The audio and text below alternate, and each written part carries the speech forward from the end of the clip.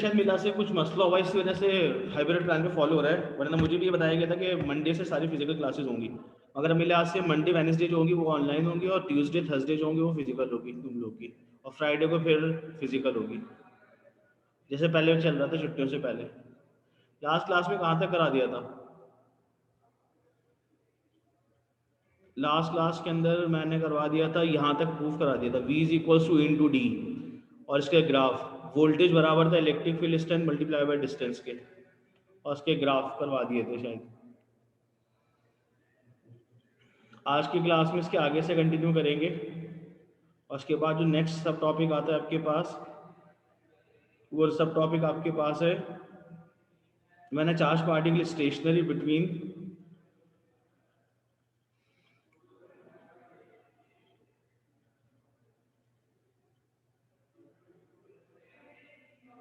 Right. तो उसके बाद जो आपके पास कॉन्सेप्ट आएगा,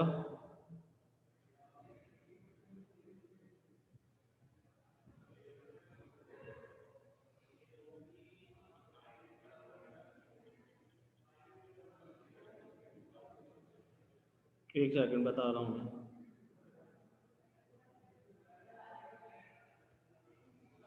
वो ये कॉन्सेप्ट आएगा आपके पास,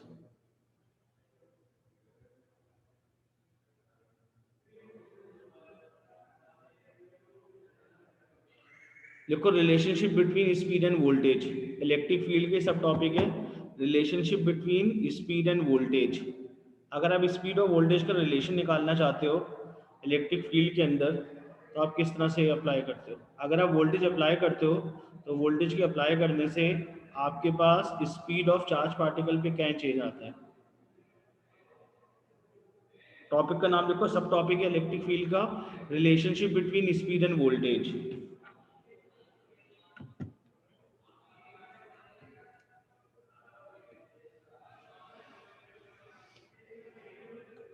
तो जो सब टॉपिक है आपके पास वो है relationship between speed end voltage. Speed और वोल्टेज का रिलेशन क्या होता है?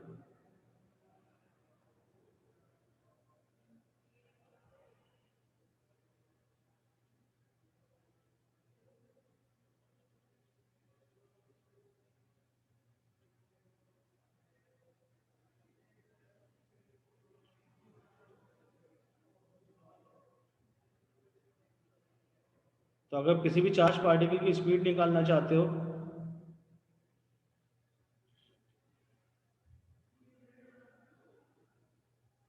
तो उसके लिए कितना वोल्टेज अप्लाई करना पड़ेगा, उन दोनों में रिलेशन क्या होता है? अब देखें इस डायग्राम के अंदर एक आपके पास बैटरी है and this is variable battery. ये कौन सी बैटरी आपके पास? वेरिएबल बैटरी है। ये एक आपके पास वेरिएबल बैटरी है,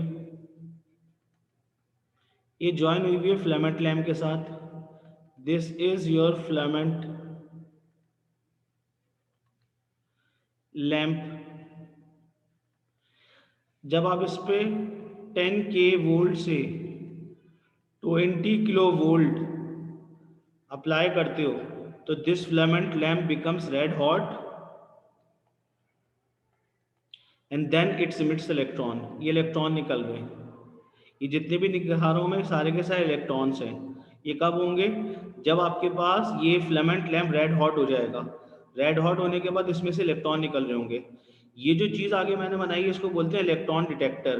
क्या कहलाता है आपके पास? ये इलेक्ट्रॉन डिटेक्टर कहलाता है। तो ये फास्ट मूविंग इलेक्ट्रॉन जब यहाँ से निकलेंगे तो इलेक्ट्रॉन डिटेक्टर इसको क्या कर रहा होगा? एब्जॉर्ब कर रहा होगा। तो इसका मतलब होगा आपके पास इलेक्ट्रॉन के पास जो काइनेटिक एनर्जी आई है, the kinetic energy of electron is obtain with the help of battery voltage. तो इसका मतलब बनेगा work done by battery should be equal to the kinetic energy of electron. तो वर्क डन निकालने का फॉर्मूला आप कैसे पढ़ेंगे? आपने पढ़ा था वोल्टेज बराबर था वर्क डन अपॉन चार्ज के। तो वी क्यू बराबर हो जाएगा वर्क डन के।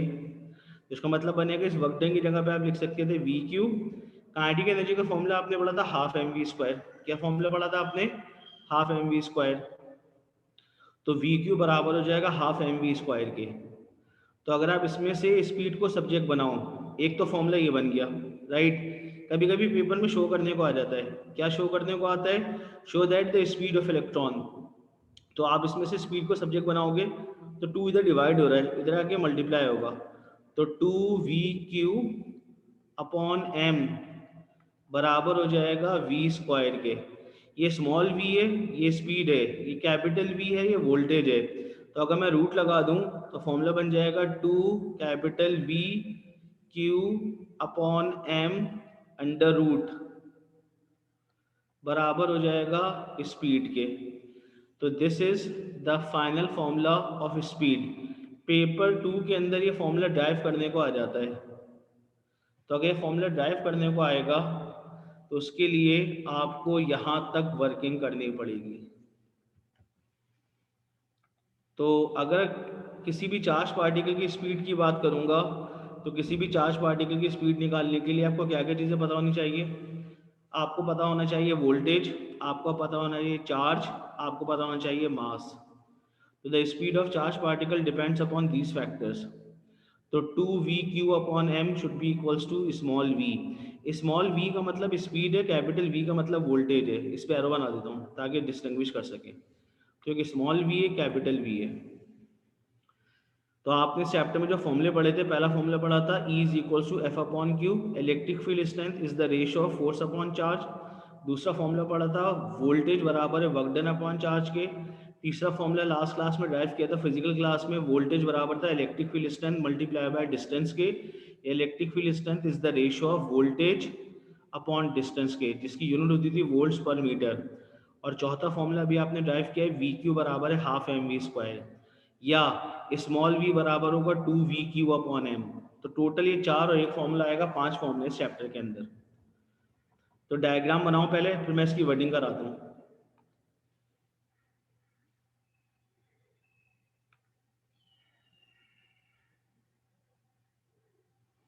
सलमान साहब सो रहे हैं अभी तक?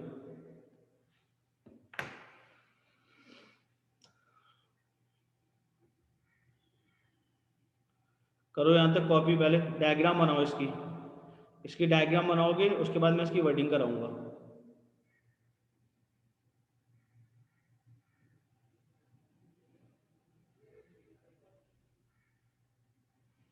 डायग्राम बना लिया आपने?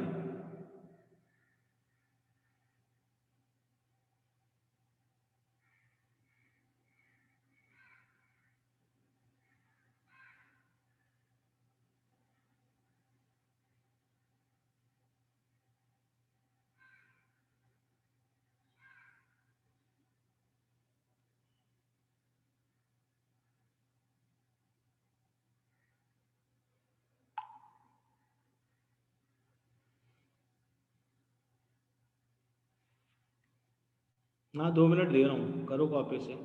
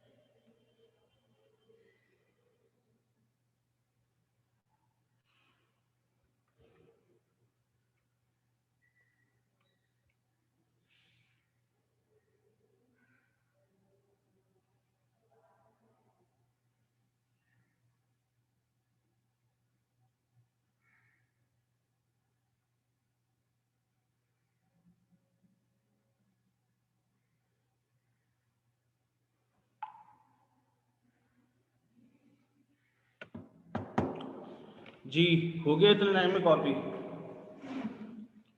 तो याद रखिए, एक बैटरी दिखाएंगे, इसके आगे एक इलेक्ट्रॉन डिटेक्टर लगाएंगे, राइट। बैटरी पे जब हम वोल्टेज अप्लाई करते हैं, जिसकी वोल्टेज होते हैं 10 kV से 20 kV तक, तो it becomes red hot and then it's emits electron. आपने वो लेवल्स में इसका नाम पढ़ा था थर्मियोनिक इमिशन। क्या पढ़ा था आपके पास? Thermionic emission.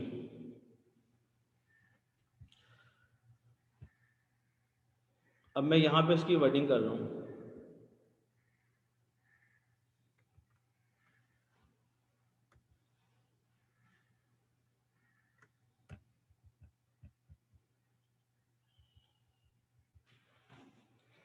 ये लास्ट क्लास में मैंने आपको ग्राफ बताए थे वोल्टेज वर्सेस डी का। तो अब आप इसकी वर्डिंग करने के लिए जाते हैं अगर, तो इसकी वर्डिंग क्या करेंगे? ये सारे फॉर्मूले थे जो इस चैप्टर में इस्तेमाल हो रहे थे। तो 2VQ अपॉन एम बराबर होगा आपके पास स्मॉल वी के।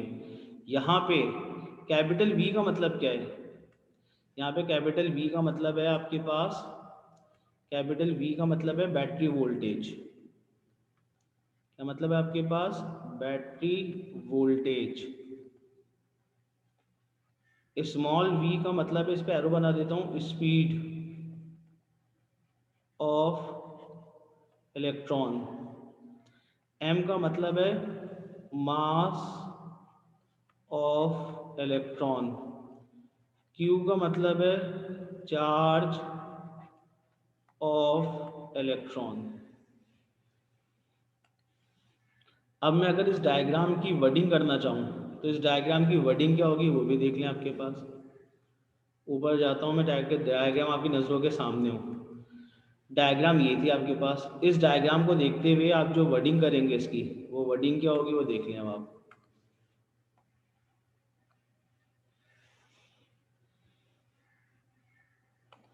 यहाँ पे मैं इसकी वर्डिंग कर रहा हूँ।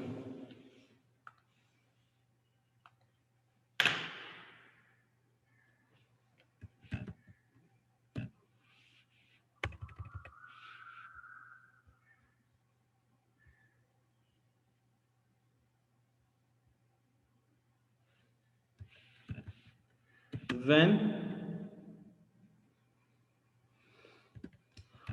large amount of voltage is applied from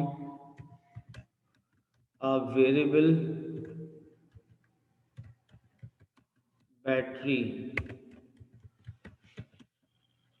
when large amount of voltage is applied from when large amount of voltage is applied from battery, और लार्ज अमाउंट की वैल्यू कितनी है? ब्रैकेट में लिख देता हूँ 10 kV till 20 kV। ये मैं लार्ज अमाउंट की वैल्यू बता रहा हूँ, 10 kV से 20 kV तक।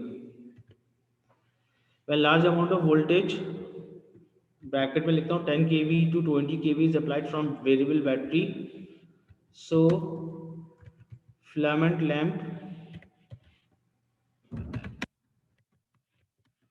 become red hot and then it emits electron,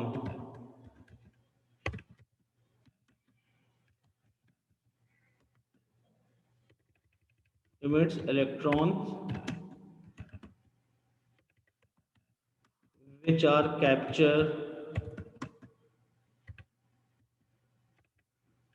captured by electron detector, which is shown as in the diagram.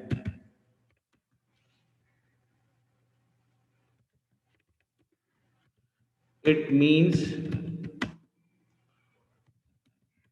kinetic energy of electron is equal to work done by battery. तो electron के पास जो kinetic energy आ रही है वो आपके पास बराबर होगी work done by battery के, और उसके बाद फिर आपके पास स्टेप नंबर 1 होगा जो मैंने ऊपर लिखा हुआ है कि वी क्यू क्या बन जाएगा आपके पास, work done is equals to kinetic energy के बराबर हो जाएगा। और फिर जब मैं वर्क डन को इक्वेट करूंगा काइनेटिक एनर्जी के साथ तो मैं दोनों के फॉर्मूले डाल दूंगा। इसका मतलब बन जाएगा वर्क डन की जगह आ सकता है वी टाइम्स क्यू, और काइनेटिक एनर्जी का आ सकता था हाफ एम वी स्क्वायर। अगर इसमें से v को सब्जेक्ट बना लो तो v times q times 2 divided by m बराबर हो जाएगा v स्क्वायर के, और जब आप इन दोनों के ऊपर रूट लगा दोगे तो फिर आपके पास फॉर्मूला डैव होके आ जाएगा। तो स्मॉल v बराबर हो जाएगा 2 times capital Q times m upon sorry q upon m under root. This is the formula.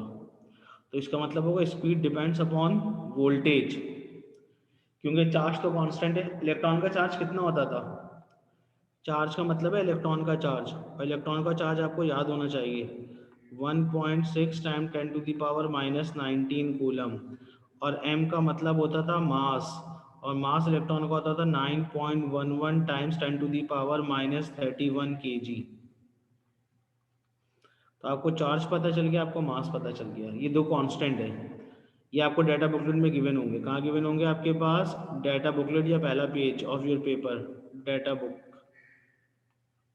याद करने की जरूरत नहीं है इसको। तो v बराबर हो जाएगा 2 times capital V times Q upon m। अब लिखें इसका न्यूमेरिकल। क्या यहाँ तक बात समझ में आ गई है? तो मैं इसको न्यूमेरिकल लिखवाता हूँ फिर। Arham, Afia, Maria, Ikhlas, Vania, Saad, Umar. Is this clear? तो इसका मैं न्यूमेरिकल लिखवाता हूँ।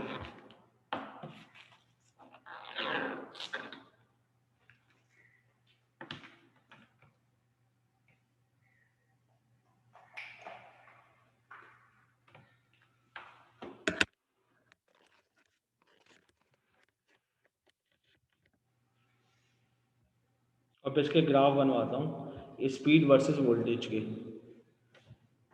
तो पहले इसको न्यूमेरिकल लिखो। मैंने आपको चार्ज की वैल्यू भी बता दी है, मैंने आपको मास की वैल्यू भी बता दी है, ये डाटा बुकलेट में लिखी भी होगी। अब इसका न्यूमेरिकल किस तरह से आया है वो देख लो तुम।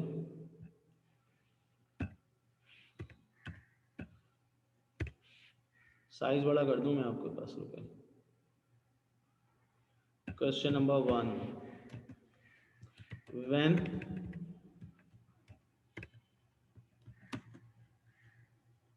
15 kV is applied from battery,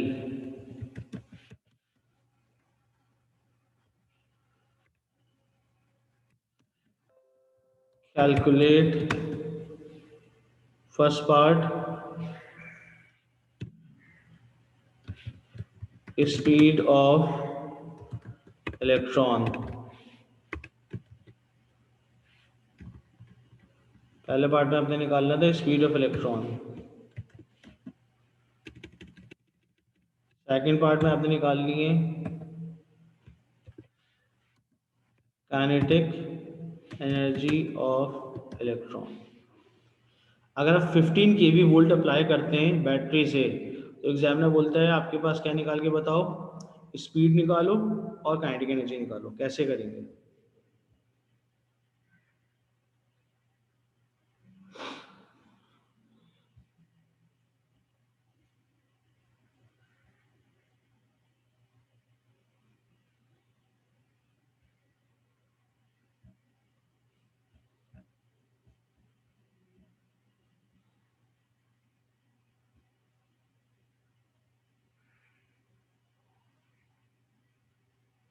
Umar तुम ना सो रहे हो, ये क्या लिखा हुआ है charge, Q is equals to E 1.6 time 10⁻⁻19 coulomb, और मास लिखा हुआ है 9.11 टाइम्स 10⁻⁻31 kg। ये इलेक्ट्रॉन ही तो निकलते हैं, बैटरी से हमेशा इलेक्ट्रॉन निकलेंगे, तो इलेक्ट्रॉन का चार्ज और मास तो कांस्टेंट है जो स्क्रीन पे शो हो रहा है। यार उमर ऐसी हरकतें ना करो ना बेटा, जितने तुम शार्प हो उसको इस्तेमाल तो करो, स्क्रीन तो देखा करो। तो पहले पार्ट में स्पीड निकालने, स्पीड निकालने का फॉर्मूला क्या होगा Umar, 2 times V times Q upon M under root. Q का मतलब चार्ज ऑफ इलेक्ट्रॉन, M का मतलब मास ऑफ इलेक्ट्रॉन। तो चार्ज अपॉन मास का रेशियो कांस्टेंट होगा, क्योंकि चार्ज भी फिक्स होता है, मास भी फिक्स होता है इलेक्ट्रॉन का। तो सबसे पहले ये फॉर्मूला इस्तेमाल करोगे जो तो तुमने ड्राइव किया था, स्पीड बराबर है radical of 2 times V times Q upon small m। Charge and mass are constant, voltage is given 15 kV, so you will able to calculate the speed। और अगला पार्ट था काइनेटिक एनर्जी ऑफ इलेक्ट्रॉन। हरी अब solve करें और बताएं।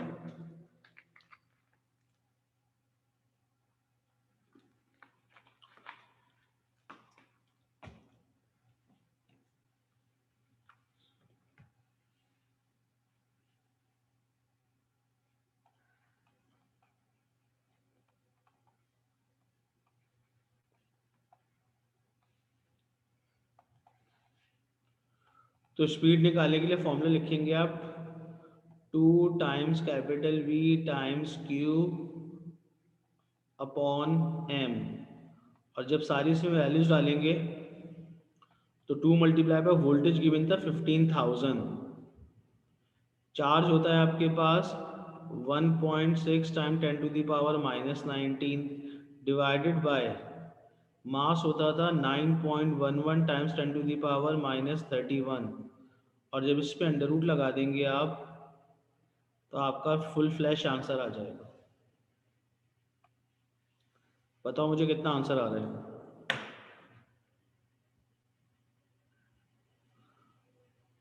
Screen पे आपके पास calculator show रहा होगा शायद।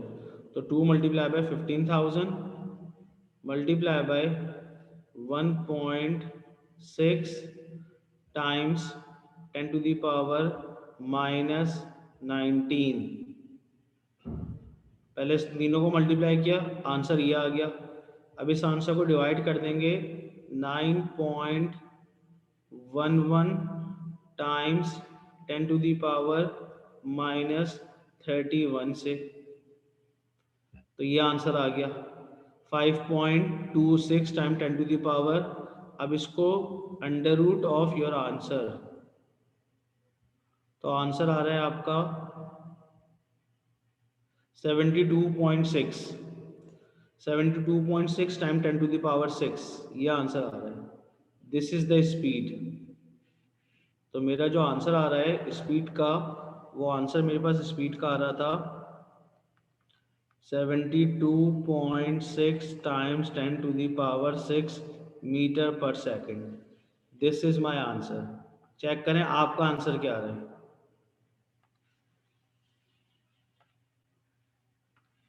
मेरा आंसर तो ये आ रहा था। क्या मेरा और आपका आंसर मैच हो रहा है? मैंने तो आपके सामने कैलकुलेटर पे किया है। हो सकता है मुझसे कोई गलती हो गई हो, तो आपका आंसर हो सकता है सही हो। तो this is my answer 72.6 time 10 to the power 6।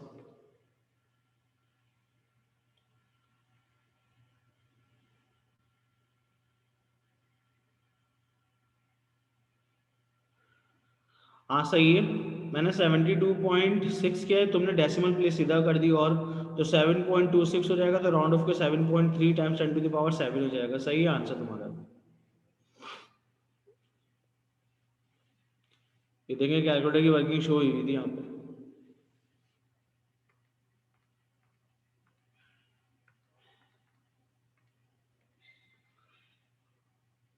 हाँ सही है आंसर। और किसी का आया?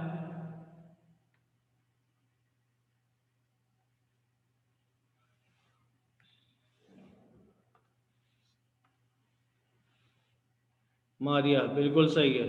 अरम, वानिया, उमर, साद, सही है।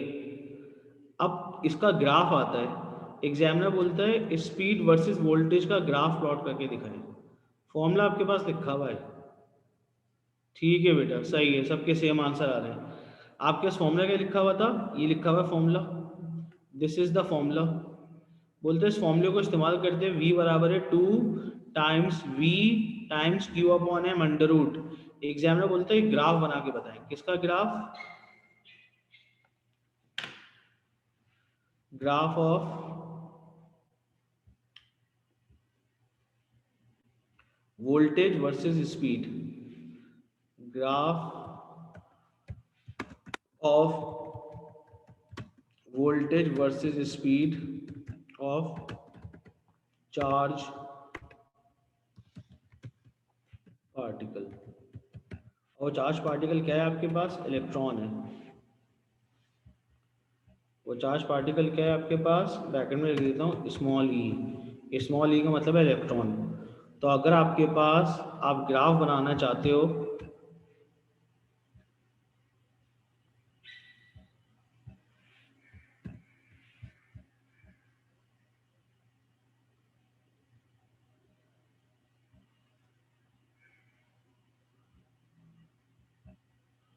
तो अगर आप graph of voltage versus speed of charge particle का ग्राफ प्लॉट करना चाहते हो, तो what is the shape of the graph? अब मैं ग्राफ प्लॉट कर रहा हूँ, आपके ख्याल में ग्राफ की शेप कैसी होनी चाहिए? ये यहाँ पे मैं ग्राफ ड्रॉ कर रहा हूँ। ये आपके पास एक ग्राफ है जिसमें वाई एक्सिस के ऊपर जो है, वाई एक्सिस के ऊपर आपके पास स्पीड है और वोल्टेज जो है एक्स एक्सिस के ऊपर है। तो अगर यहाँ पे वोल्टेज है,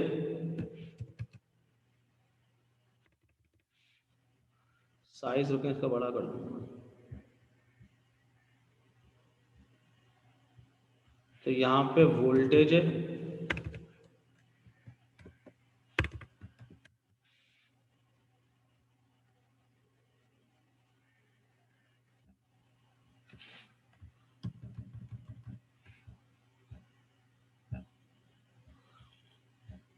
वोल्टेज ऑन वाई एक्सिस और स्पीड ऑन एक्स एक्सिस। यहाँ पे आपके पास स्पीड है।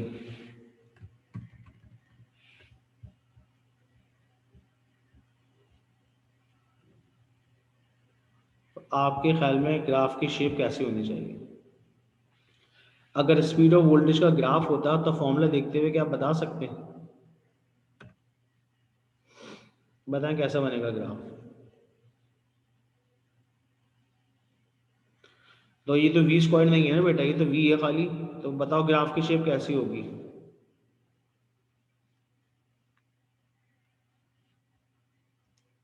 अगर वी स्क्वायर होता उमर, तो बिल्कुल सही कह रहे हो। अगर वी स्क्वायर होता तो स्ट्रेट लाइन होती, ओरिजिन से पास हो रहा होता। मगर ये एक्चुअल में स्पीड वर्सेस वोल्टेज का ग्राफ है। तो कर्व किस डायरेक्शन में बनेगा? बेंडिंग टुवर्ड्स एक्स एक्सिस और bending towards Y axis. Curve तो बनेगा। अब ये कर्व किस डायरेक्शन में होगा ये बताओ मुझे। वाई की तरफ। क्या जो बात उमर ने बोली किसी को समझ में आई? अब इसके लिए मैंने आपको एक मेथड बताया था पहले भी आपके पास, कि जब भी इस टाइप का ग्राफ बनाने के लिए आए तो आप वैल्यूज दे दिया करो। ये मैं एक टेबल बना रहा हूँ, इस टेबल के अंदर आपके पास ये मैंने कॉलम टेबल बना दिया।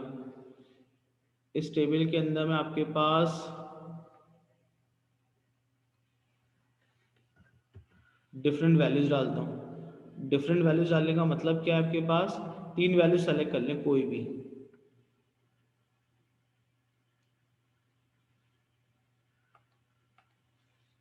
ये पहली मैंने कॉलम बनाया, ये दूसरा कॉलम बनाया मैंने,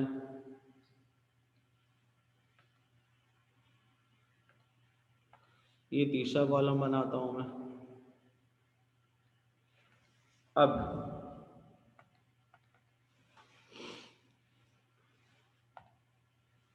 यहाँ लिखता हूं मैं आपके पास स्पीड, और यहाँ लिखता हूं मैं वोल्टेज।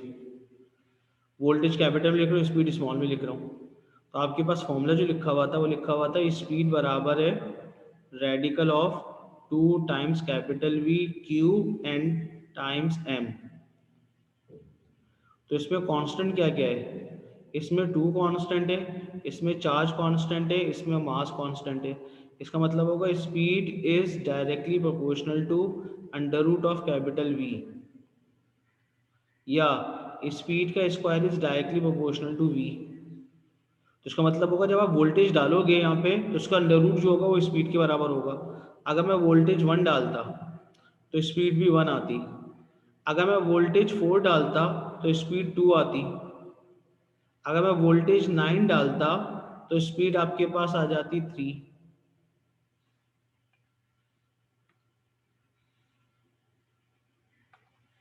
ये देखें आपके सामने टेबल बना रहा हूँ मैं, speed is directly proportional to under root V. मैंने वोल्टेज 1 डाला, स्पीड 1 आ गई, 1 का रूट 1 होता है। मैंने वोल्टेज 4 डाला, 4 का रूट होगा 2।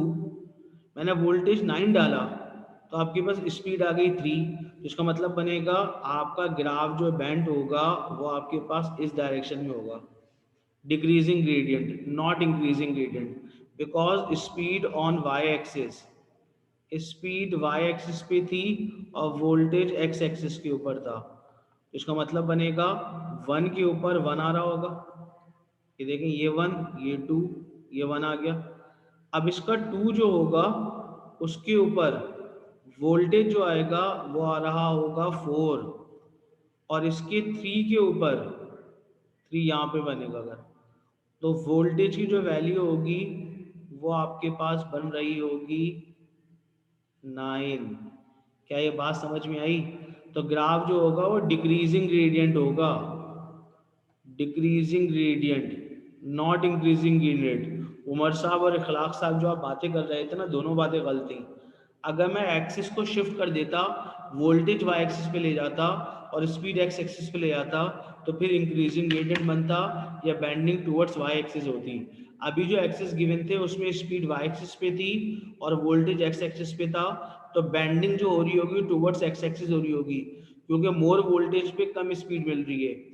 वोल्टेज 1 था स्पीड 1 थी, वोल्टेज 4 होगा स्पीड 2 हो जाएगी, जब वोल्टेज 9 होगा तो स्पीड 3 होगी। क्या ये बात समझ में आई?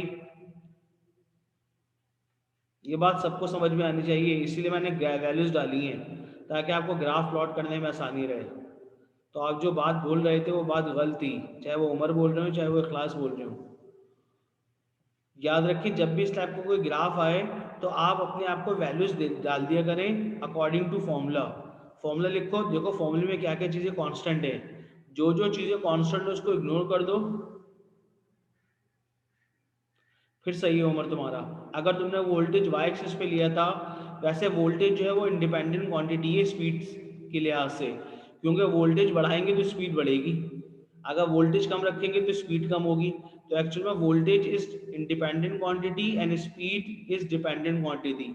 That's why I am plotting voltage on x axis and speed on Y axis. So the graph, the shape of the graph is decreasing gradient. If you are taking voltage on y axis and speed on x axis, so your answer is right. तो फिर आपके पास increasing gradient बनता और bending towards y axis हो रही होती। मगर according to mathematics, क्योंकि वोल्टेज जो है वो इंडिपेंडेंट क्वांटिटी था और स्पीड जो है वो डिपेंडेंट क्वांटिटी है, तो फिर आपके पास ग्राफ की शेप ऐसे बनेगी। तो अगर तुमने वोल्टेज y एक्सिस पे लिया था और स्पीड x एक्सिस पे ली थी तो फिर तुम्हारा आंसर सही था उमर। इखलास साहब आप क्या कहते हैं, आपने क्या लिया था? इसका ग्रेडियंट जो होगा फिजिक्स में कोई क्वांटिटी नहीं होगी, अगर तुम इसका ग्रेडियंट निकालते तो इसका मतलब बनता, फॉर्मूला देखो, इसका ग्रेडियंट जो बनता वो बनता आपके पास speed upon voltage, speed upon under root of voltage होता ना। इसका ग्रेडियंट फिजिक्स में कोई क्वांटिटी नहीं होगी।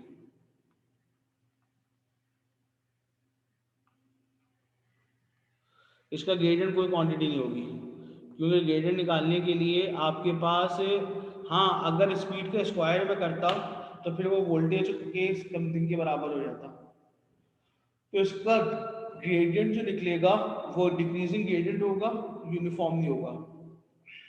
और अगर वोल्टेज स्पीड के स्क्वायर होता तो फिर उमर जो कह रहा था वो बात बिल्कुल सही थी, स्ट्रेट लाइन बनती है, ओरिजिन से पास हो रही होती।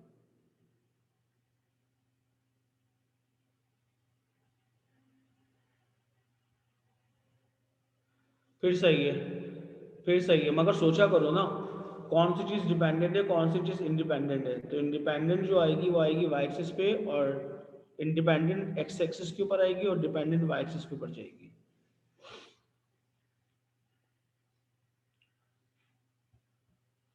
अब इसके एक दो सवाल शेयर कर रहा हूँ मैं तुम्हारे साथ।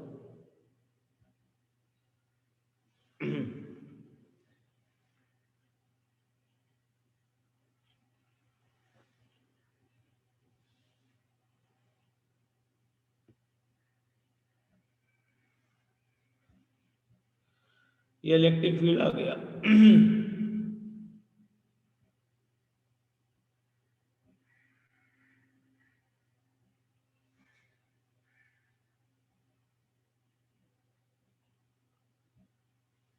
अब आपको चार फॉर्मूले बताए गए थे, कितने फॉर्मूले बताए थे आपको मैंने? चार फॉर्मूले बताए।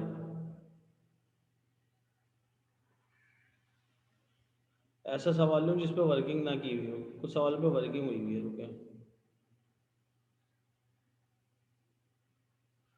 यस, ये अच्छा सवाल आएगा। MCQ number 26। 26 में लिखा हुआ है, a pedal bicycle fitted with electrical motor. नहीं, करंट इलेक्ट्रिसिटी का सवाल है, रुक जाओ।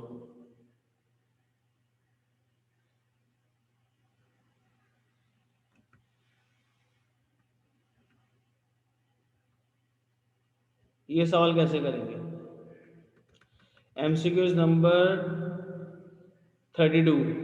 A horizontal beam of electron is passing between the horizontal plate 2 centimeter apart from as shown in this diagram। आपके पास दो हॉरिजॉन्टल प्लेट है, इन दोनों के बीच का डिस्टेंस 2 सेंटीमीटर है, ऊपर +4 वोल्ट है, नीचे -4 वोल्ट है। The upper plate has the electrical volt potential of 4 volt and lower plate is the electrical potential of -4। What is the force on each electron when between in the plates. अगर एक electron beam इसमें enter होती है तो उस पर कितनी force लग रही होगी, और फोर्स की डायरेक्शन क्या होगी?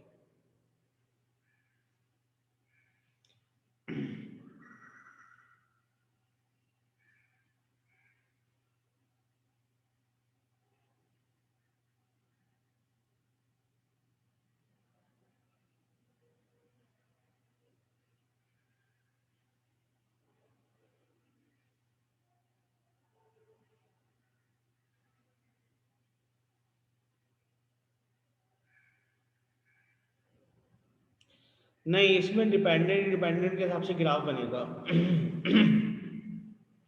जी अपवर्ड होगा, बिल्कुल सही करें। तो फोर्स की वैल्यू भी तो बताओ, क्योंकि इलेक्ट्रॉन पे चार्ज होता था negative, electron contain negative charge, electron पे जो चार्ज होता है वो तो नेगेटिव होता है।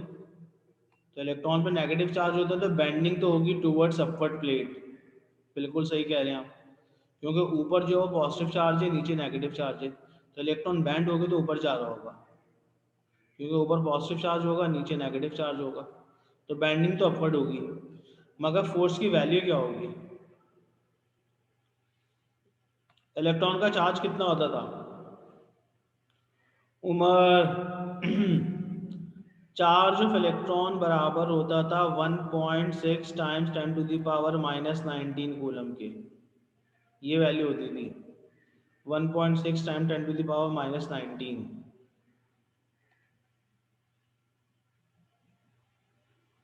बताओ।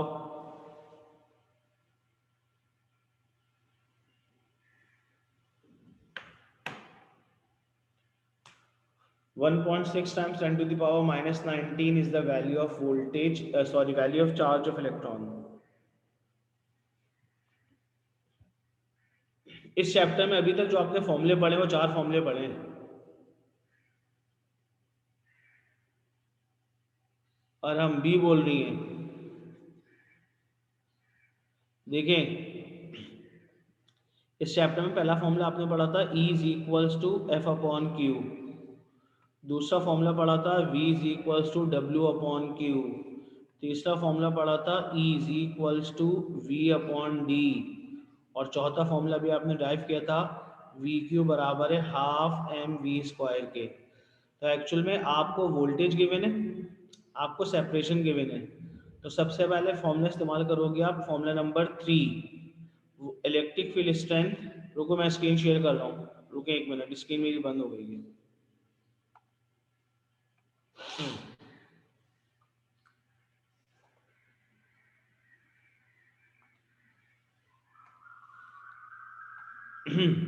तो सबसे पहले आप वोल्टेज और, तो उसका मतलब होगा सबसे पहले ई निकालोगी। ई निकालने का फॉर्मूला होता है वी अपॉन डी। तो वोल्टेज कितना गिवन है, ये 4 और ये -4, तो पोटेंशियल डिफरेंस कितना आ जाएगा, 4 माइनस -4, तो पोटेंशियल डिफरेंस आ जाएगा 8। तो 8 वोल्ट ऊपर आ जाएगा डिवाइडेड बाय डिस्टेंस गिवन था 2 सेंटीमीटर, तो 2 multiply by 10 to the power -2। उसका मतलब बन जाएगा 8 into 10 to the power 2 upon 2, ये और ये कैंसिल, तो ये आ जाएगा 400।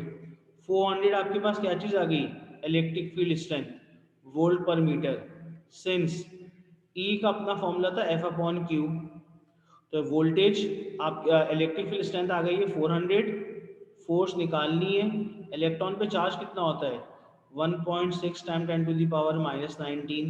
तो इसका मतलब बनेगा आपको 400 को मल्टीप्लाई करना होगा 1.6 टाइम्स 10 टू द पावर -19 से, तो आपका आंसर आएगा 6.4 टाइम्स 10 टू द पावर -17। तो 6.4 टाइम्स 10 टू द पावर -17 और अपवर्ड, तो आंसर तो इसका डी है। सी कैसे आ रहा था, बी कैसे आ रहा था, क्या गलती की थी आप लोगों ने, या अरहम बेटा क्या गलती, सर सी गलती से दे दिया था, अच्छा आंसर डी आ रहा था तुम्हारा उमर। यार ऐसी बातें तो ना करो ना कि आंसर डी है बच्चा बोल दे सी आ रहा है मेरा, तो सी क्यों बोल दिया बेटा। वानिया समझ में आया, मारिया समझ में आया, साथ आया समझ में। तो इंशाल्लाह जो फ्राइडे को क्लास होगी तुम्हारी मेरे साथ वो फिजिकली होगी, अगर कोई अपडेट नहीं आई तो फिजिकली होगी, फ्राइडे को तो फिजिकल हो रही है। चलें लास्ट सवाल करें उसके बाद एंड करते हैं। The diagram shows point P Q which lies 90 degree apart on a circle of radius r. A positive charge at the center of the circle created an electric field magnitude E at the both point P and Q. Which expression gives the work done? Work done is moving per unit positive charge from P to Q. अगर एक charge particle P से move करता हुआ Q तक जाए तो how much work is done. आपसे पूछता है वर्क डन बताने। जीरो होगा ई आर होगा, E multiply by pi R upon 2 होगा, E multiply by pi R होगा। ई का मतलब इलेक्ट्रिक फील्ड स्ट्रेंथ है, आर का मतलब रेडियस है। अगर एक चार्ज पार्टिकल पी से मूव करता हुआ क्यू तक जाता है तो how much work is done.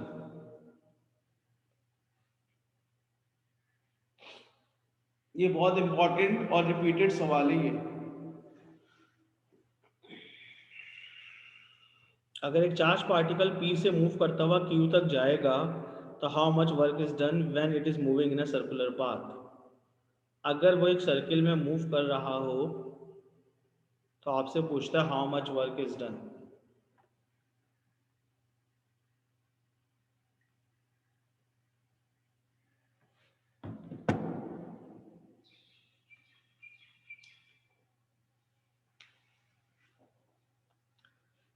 जी उमर साहब क्या कहते हैं आप, इखलास, साद,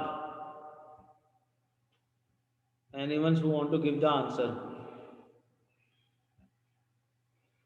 When a charged particle is moving in a circular path whose electric field strength is E and the angle between P and Q is 90 degree and the radius of the circle is R, so which expressions give the work done in moving unit positive charge from P to Q।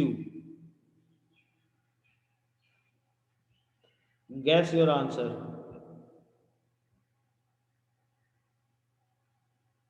Okay, सोचिए, 2 minute दे रहा हूँ सोचने के लिए।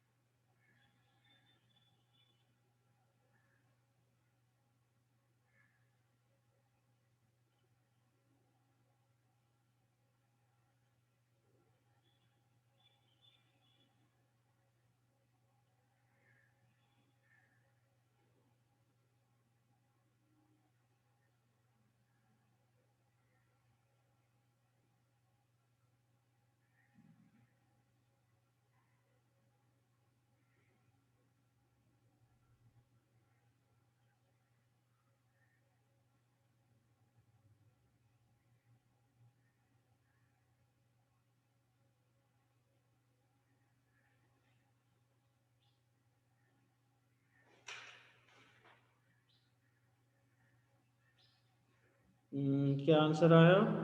क्या answer coat किया आप लोगों ने?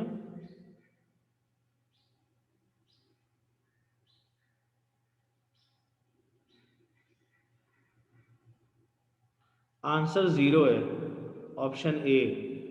मगर रीजन ये है कि दोनों पॉजिटिव हैं, क्योंकि चार्ज पार्टिकल जब भी किसी सर्किल में मूव करता है, किस में मूव करता है? सर्कुलर पाथ के अंदर। एक्चुअल में आपके पास, अगर मैं इस डायग्राम को देखूं तो वर्क डन का फॉर्मूला आपने पढ़ा था, force multiply by distance, right. अब जब चार्ज पार्टिकल पी पर होगा तो फोर्स तो इस पे आपके पास ये भी पॉजिटिव था, ये भी पॉजिटिव था, तो अपवर्ड एक्ट कर रही होगी, और मोशन इस तरफ होगी, तो बीच का एंगल कितना बन रहा होगा? 90।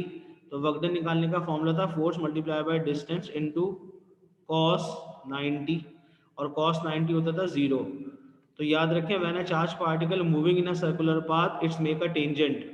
अगर नेगेटिव चार्ज होता तो आपके पास डायरेक्शन नीचे की तरफ होती, अट्रैक्शन और मोशन इस तरफ होती, तब भी एंगल कितना बनता? नेगेटिव। तो हमारा का पॉजिटिव पॉजिटिव चार्ज हो या पॉजिटिव नेगेटिव चार्ज हो, इट डजंट मैटर। याद रखें, when a particle moving in a circular path, when a particle moving in a circle, so work done is zero. चाहे मास हो चाहे चार्ज हो, उसकी रीजन क्या होती है? क्योंकि सेंट्रीपिटल फोर्स का वर्ड्स पढ़ा था आपने ओ लेवल्स में, डायरेक्शन टुवर्ड सेंटर होती है और डिस्टेंस जो होगा परपेंडिकुलर होगा। अगर आपके पास एक ट्राइंगल है, इसमें एक पार्टिकल मूव कर रहा है, वर्क डन कितना होगा? जीरो। अगर एक रेक्टेंगल है, इसमें पार्टिकल मूव कर रहा है, वर्क डन कितना होगा? जीरो, क्योंकि पार्टिकल जहां से चलेगा वहीं पे वापस आ रहा है। ये देखें, इसमें भी यहां से चल रहा था चाहे सर्किल हो। तो किसी भी क्लोज पाथ में, कौन से पाथ में? क्लोज पाथ में वर्क डन हमेशा कितना होता है? जीरो होता है। ये गए, ये गए, ये आ गया क्लोज पाथ, ये गए, ये गए, ये आ गया क्लोज पाथ, ये आ गया क्लोज पाथ। कोई भी शेप हो, अगर मैं वर्ड इस्तेमाल कर रहा हूँ क्लोज पाथ, ये देखें, पार्टिकल एक क्लोज पाथ में मूव कर रहा है, तो वर्क डन हमेशा कितना होगा? जीरो होगा। ये बहुत इंपॉर्टेंट कॉन्सेप्ट है। इसके लिए सर्किल ना हो, ट्राइंगल हो सकता है, रेक्टेंगल हो सकता है। जब एग्जामिनर आप डायग्राम देखोगे कि कोई भी पार्टिकल या कोई भी मास किसी क्लोज पाथ में मूव कर रहा होगा, तो वर्क डन हमेशा कितना होगा? जीरो होगा। बस ये कॉन्सेप्ट माइंड में रखिएगा। क्या कॉन्सेप्ट माइंड में रखेंगे? जब भी कोई चार्ज पार्टिकल, जब भी कोई चार्ज पार्टिकल आपके पास, जब भी कोई चार्ज पार्टिकल किसी सर्कुलर पाथ में मूव करेगा, net work done is zero. That is the concept, that's it, right. चलें, आज की क्लास यहीं तक रखते हैं बस फिर। ओके जी, खुदा हाफिज।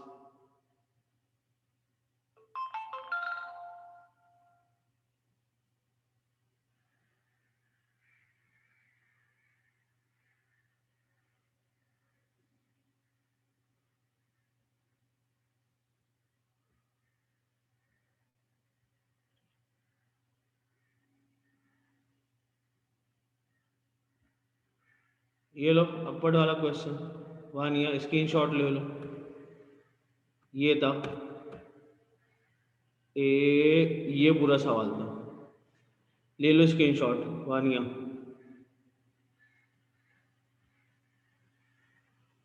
ले लिया स्क्रीन, साथ साथ सो रहे हैं आप?